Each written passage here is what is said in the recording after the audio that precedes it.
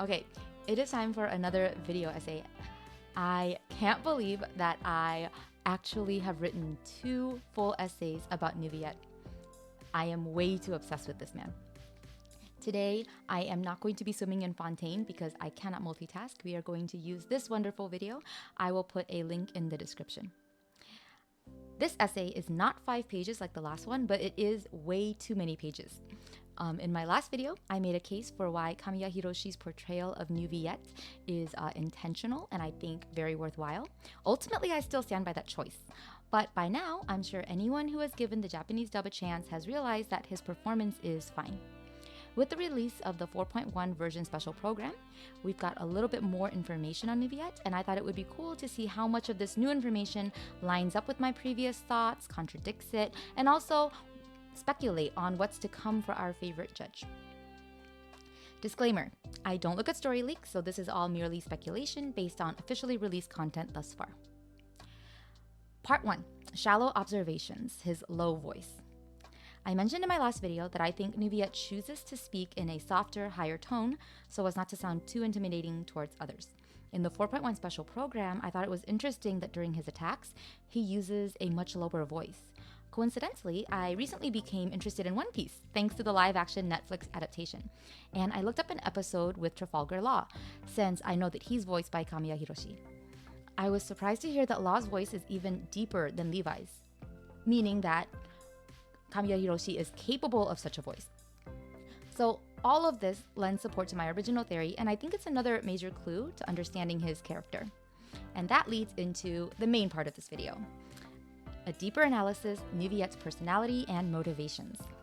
Part 1. Inner conflict. There seem to be 2 Neuvillettes. It's hinted at in his drip marketing, when the Melusine who writes in on his behalf speaks about a true and false Neuvillette. This was a basis for my last video's line of reasoning and why I concluded he would be a character who will emphasize 2 distinct personas, a public and a personal persona. I think it goes even further than that, to the point that he may be struggling to reconcile these 2 personas within himself, and it's going to be a main story point for him. First, he takes his role in court very seriously and maintains its laws to a T. This is seen by how he shuts down any disturbances to the processes of the law. He speaks to Navia very differently in his office and in the public courtroom, when he tells her to cease her interruptions. He didn't seem at all perturbed by how she, the traveler, and Paimon lied to get into his office and was very willing to help them, but he was very cold when he told her he would not tolerate her interruptions any further. And he, literally, puts his foot down when Child tries to escape. What's more interesting, though, is how on multiple occasions he expresses doubts about the justice that he is doling out. Most likely the cause of all the rain in Fontaine, it is obvious that Neuvillette takes his cases very personally. And though it is unconfirmed that this is always true, it seems that his tears at least sometimes stem from feelings of regret and inner turmoil, as was the case with Navia's father and the trial where Child was convicted.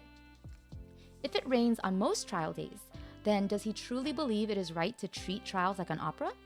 Will he step out of the position he is in to pursue the true meaning of justice? He is asked in not only the 4.0 trailer, but also in the 4.1 trailer if this is what justice is to him. So there's no way they don't explore that in his story. Part 2, the desire to fit in.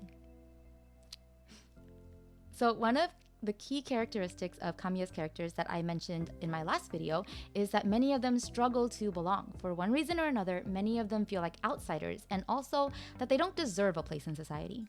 This deep-rooted insecurity often leads them to being either very self-deprecating or even self-sacrificial. And I feel like while it may not go so far as Araragi nearly dying every adventure he goes on with every girl that he meets, Neuvillette seems to not believe himself deserving of all the respect and admiration he receives, so he works extra hard to live up to expectations. The 4.1 version trailer even has him delivering a line where he tells someone that he is not so deserving of respect, even though he is obviously very revered all across Fontaine. So what are Neuvillette's standards exactly? I keep giggling because of chat, okay? I'm just pointing that out. This brings me to a point in my last video that I think I may have gotten wrong, or at least partially wrong. Last time, I said that he might be the type to hold himself above the rest due to his nature and superior strength.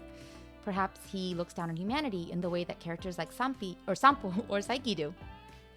I suggested he might go on a journey where he realizes he wants to fit in more than he knows. But I actually think I underestimated him. His compassion for people was made very clear in Act 2, and now leads me to firmly believe he's already at the point of wanting to fit in with human society. He definitely has a deep fascination with the nature of humanity. On multiple occasions, he's talked about the nature of humanity and questioned it very thoughtfully. And, spoiler for a major scene in Act 2, so stop now if you haven't done the quest, he insists that his powerful ability to curb stomp child was due to his nature as a judge. That hilarious comment, rivaling that of Al-Haytham's feeble scholar remark, really cemented my belief that he's just trying his best to belong and thinks that revealing his true nature will only intimidate others. Fascinatingly, rather than using his authority as a judge to stand apart, he actually uses his role to convince others that he belongs. After all, society is made up of people who work in service of it. However, whatever sense of responsibility that is tied to his true nature may still be a hindrance to him fitting in. This would be similar to Rampo's extreme intelligence or even Isaiah's skill at reading people. It could be the main thing he ends up struggling with. So, this is where we get into story quest speculation. I know this is from a totally different game, but Honkai Star Rail also features a water dragon. Aside from being water dragons, these two share a few more things in common.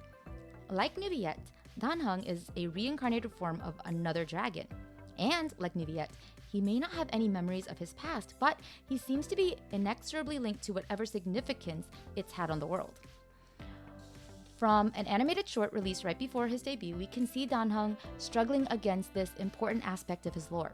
We get to visually see him face off against his prior reincarnation's legacy before finally choosing to forge a new path towards the future while also accepting his past. I think this hints at where Neuvillette's story could go. From what we've seen in Fontaine so far, it's heavily implied that water carries with it memories. Water itself is an element associated with cycles and rebirth. This heavily hints to me that Neuvillette's personal story is on a similar route.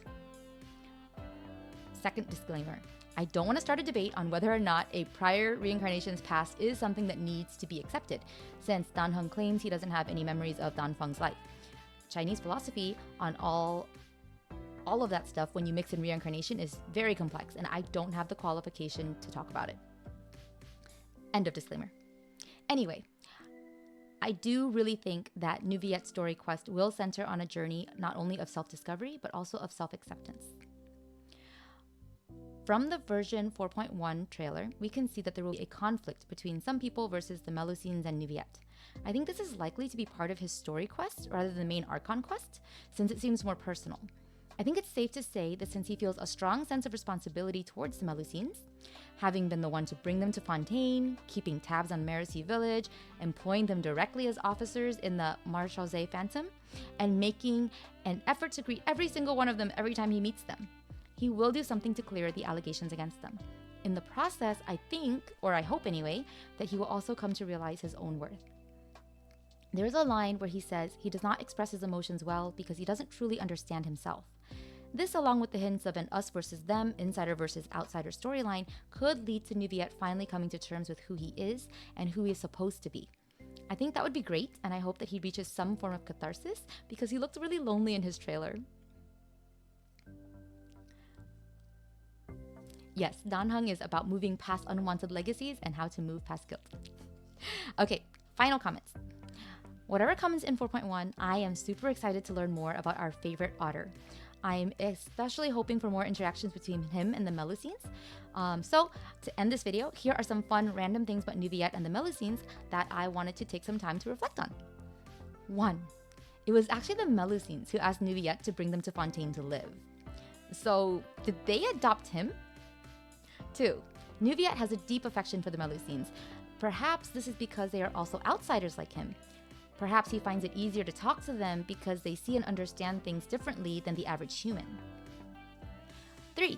Though Neuvillette has employed many Melusines in the Marchaussee Phantom, he seems to be fine with letting them pursue whatever other careers they choose. A truly supportive dad. Asian dads could never. I'm just kidding. Okay, 4. Neuvillette establishing a law in which the Melusines must be addressed by personal pronouns rather than impersonal ones seems to be an effort to help them assimilate into human society. 5. Neuvillette still greets every Melusine he meets, showing again how considerate and thoughtful he is as a person. And 6. Neuvillette keeps up to date with how things are going in Merusi village and even has regular characters, Melusines, report any happenings to him. He clearly feels a strong sense of responsibility towards them. And that's the end. I hope you enjoyed the video.